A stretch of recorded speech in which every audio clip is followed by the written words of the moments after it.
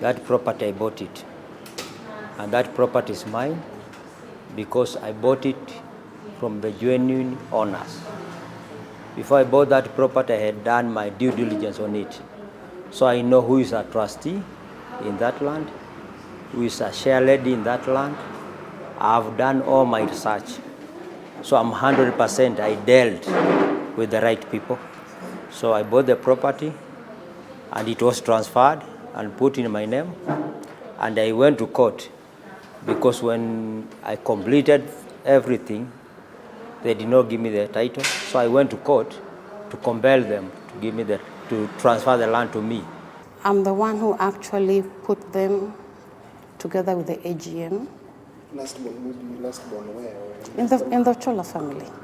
In the Chola family. And I am the only one who is a member of Glad Tidings Crusade. When my dad died, they all left being members of Glad Tidings Crusade. Mary Ochola moved to a different church, totally different. As we speak right now, she's not even a member of Glad Tidings. Benta Wende also left Glad Tidings. She's in a different church to date. Same to Joan Ochola. So I am the only person who is still left in Glad Tidings. I am the person who is pastoring Glad Tidings. And that doesn't make it a family land, neither a family property. And that is why we have a trust deed. When you have a trust deed, you cannot claim to manage everything as an individual. A group of people are put together. You are elected. You are voted in.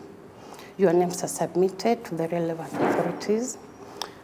And according to our constitution, as a trustee, you're supposed to manage all the assets of the organization, be it movable, be it movable or immovable. So when we are talking about a piece of land, that is not a movable property.